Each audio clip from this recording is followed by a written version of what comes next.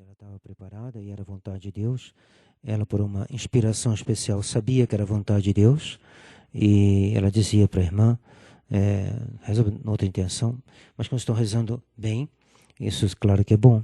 Então podem continuar a rezar, mas vocês não vão ser atendidas da maneira que vocês querem. Porque Deus tem outros desígnios. A oração dos carmelitas era inútil? Não, era útil. Obtiveram o que queriam? Não. Obtiveram alguma coisa? Sim. O que foi? Não sei. Talvez porque a Santa Teresinha morresse mais santa, talvez outras coisas que estão no segredo de Deus. Que efeito produz em nós a oração? A oração faz-nos reconhecer a nossa dependência em todas as coisas do Deus Supremo Senhor. Então a oração é um ato de humildade. Nos faz reconhecer nossa dependência. Nosso Senhor no alto da cruz reconheceu sua dependência. Enquanto homem, meu Deus, por que me abandonaste? Nós somos inteiramente dependentes do Pai. Reconhece sua dependência. Pai, em vossas mãos entrego o meu espírito. Dependência. Nosso Senhor quis. Nosso Senhor, enquanto homem, recebe tudo de Deus. De Deus, Pai, Filho e Espírito Santo, Deus único. Então, a oração nos faz reconhecer nossa dependência. Depois nos faz progredir na virtude. Quem reza, se salva. Quem não reza, se perde. Então, quem reza, progride na virtude. E progredindo na virtude, se salva. Quem não reza, não progride na virtude. Não progredindo, recua. Porque, como diz São Bernardo, quem não progride, regride. E, portanto, se perde. Faz-nos, então, progredir na virtude. Alcança-nos de Deus misericórdia. Deus atende mesmo o pecador. Se ele reza com humildade, Deus, por misericórdia, o atende. Porque a oração se dirige não à justiça, mas à misericórdia. Fortalece-nos contra as tentações. Quem reza, o demônio não pode vencer. Se ele para de rezar, é mais fácil para o demônio. Por isso, quando alguém se põe em oração, o demônio o tenta, sobretudo, em parar de rezar. Porque sabe que enquanto a alma reza, o demônio tem grande medo que uma alma chegue a um grau de união com Deus muito grande. Então ele faz tudo para afastar uma alma da oração, sobretudo da oração mental, da contemplação, da meditação. Porque é essa oração que cria um estado de união mais íntimo com Deus. Então ele nos faz tudo para que isso não aconteça. Então, se a pessoa é perseverante, ela vai se fortificando contra a tentação. Sobretudo primeiro contra a tentação de parar de rezar, mas contra todas as tentações. Conforta-nos nas tribulações. Está atribulado? Diz São Tiago, reza. Está triste? Reza. Conforta-nos nas tribulações. Crise da igreja está dura? Reza. Auxilia-nos nas nossas necessidades. Está com alguma necessidade? Reza. Vem diante do Santíssimo. Faça uma visita ao Santíssimo. Faça uma visita ao Nosso Senhor. Nossa Senhora disse, Santa Catarina Labouré, mostrando o altar, é ali que você encontrará força e auxílio em suas dificuldades. Diante do Santíssimo. E alcança-nos a graça da perseverança final. Por isso que Santo Afonso de Ligório diz, quem reza se salva, quem não reza se perde. Por quê? A oração nos alcança a perseverança final. E quem não reza, se continuar assim, não terá graça da perseverança final. Não tendo a graça da perseverança final, morrerá em estado de pecado mortal, se perderá eternamente. Quando devíamos especialmente orar? Devemos orar especialmente nos perigos, nas tentações e no momento da morte. Além disso, devemos orar frequentemente. E é bom que o façamos pela manhã e à noite, no princípio das ações importantes do dia. É bom que em família se reze antes das refeições e no final para dar graças. É bom que em família se reze o terço. E como recomenda a Monsenhor Williamson, que se reze o rosário. Pode ser, para a família talvez fique um pouco pesado, mas que cada um procure rezar o rosário todo dia. Mas não é tão impossível quanto se pensa, tão difícil quanto se pensa. Por quem devemos rezar? Devemos rezar por todos, isto é, por nós mesmos, pelos nossos parentes, superiores, benfeitores, amigos e inimigos. Pela conversão dos pobres pecadores e daqueles que estão fora da verdadeira igreja e pelas benditas almas do purgatório. Com isso nós terminamos a introdução. Agora o capítulo seguinte será a oração dominical. Dominical chamada assim de Dominus, Senhor, oração do Senhor. Não é oração do domingo, não, é oração do Senhor. Bom, domingo vem de Dominus também. Então, veremos na próxima vez. Agora eu vou entrar num assunto difícil. É um livro do padre Calderon. Difícil, mas não impossível de se entender. Mas difícil. Então, tem que prestar um pouco de atenção. Só vou abordá-lo, começá-lo, porque ele é um pouco complexo, é todo um livro. O livro chama-se Prometeu ou Religião do Homem. Então, Prometeu é um personagem mitológico que rouba o fogo do céu e transmite aos homens.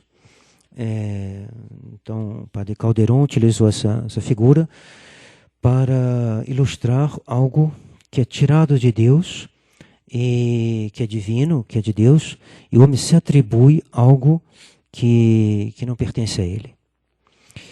Então, ele vai fazendo um paralelo, mostrando a diferença entre a Igreja Católica e a Igreja Conciliar, entre a religião católica e a religião conciliar. Pois, como todo mundo sabe, o que foi Vaticano II foi a vitória do modernismo. O modernismo já havia sido condenado por São Pio X e ele foi entretido durante os anos que se seguiram a sua condenação. Quando São Pio X viveu, eles baixaram bastante a cabeça. E nos livros de história a gente encontrava frequentemente escrito o modernismo, heresia que existiu no tempo de São Pio X e que já acabou. No mosteiro da França havia um que sustentava isso também. Dizia, o modernismo já acabou, uma coisa que não existe mais. Está acabado. E a verdade não é essa. Ele ressurgiu com seus mesmos princípios, numa forma renovada, aperfeiçoada, mais sofisticada. Então vamos abordar um aspecto desse modernismo. Então, a religião católica estabelece uma ordem, podemos dizer um modo de viver, uma ordem que nós podemos chamar a ordem católica. E o modernismo, podemos dizer que ele faz parte dessa nova ordem mundial, uma nova ordem, uma nova organização de tudo, inclusive da Igreja Católica, nas suas relações com o mundo.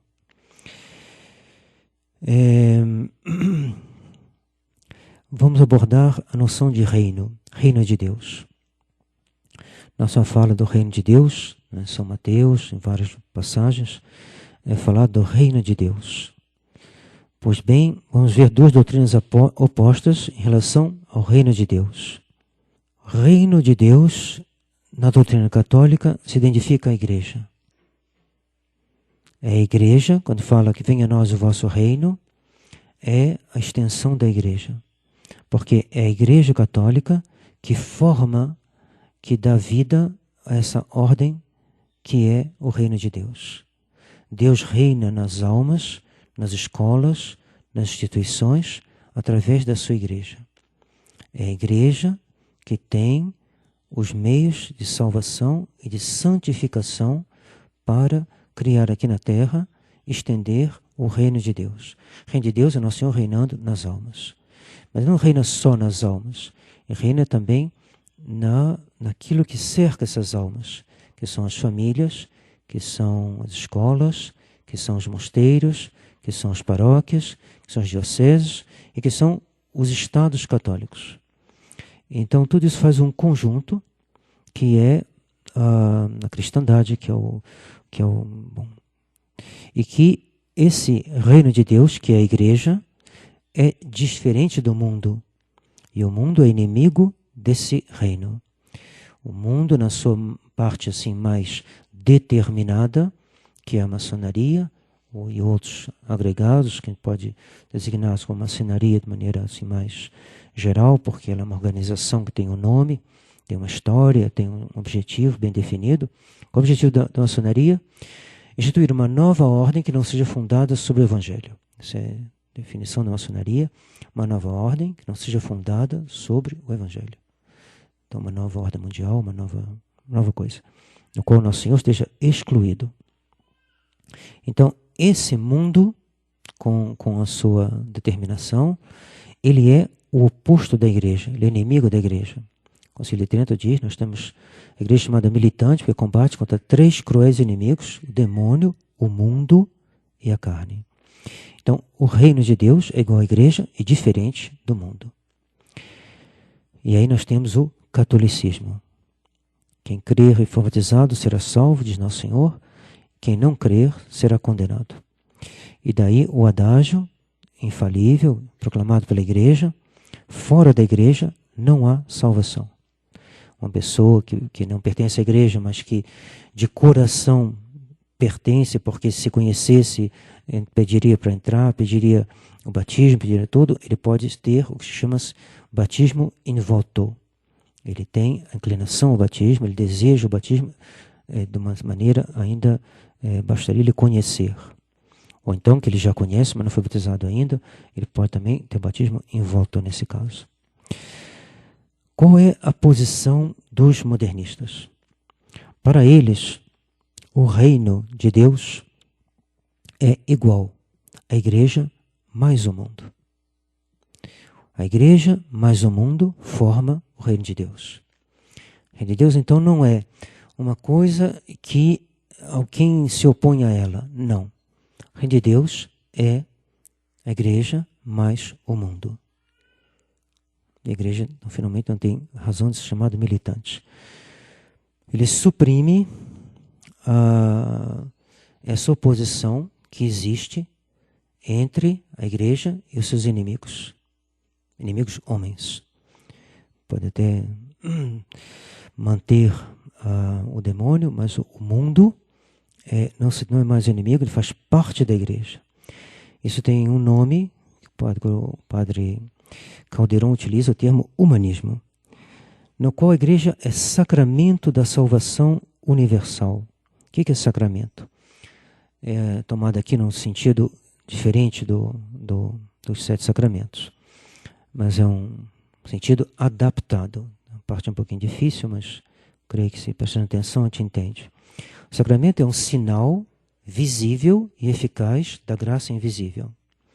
Então dizem que a igreja é sacramento, é sinal da salvação de toda a humanidade. Vendo a igreja, todo homem, católico ou maçom, vê o sinal de que ele está salvo. Está todo mundo salvo. Porque a igreja é sacramento. Não é necessário que você pertença à igreja. Ele é um sinal. Um sinal de que o sinal está verde para todo mundo. Sinal de salvação universal. Conclusão. O reino de Deus igual à humanidade. Toda a humanidade pertence ao reino de Deus.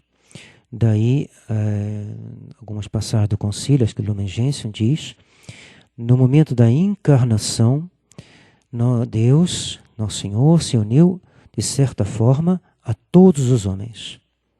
Não precisa da redenção pela cruz. Então Paulo fala, falo com lágrimas, repito com lágrimas. Tem alguns que se conduzem inimigos da cruz. O Vaticano II é inimigo da cruz, para ele não precisa a cruz. A encarnação basta, porque Nosso Senhor, dizem eles, tomando a natureza humana, se uniu a todos os homens. Se unindo a todos os homens, o reino de Deus é a humanidade.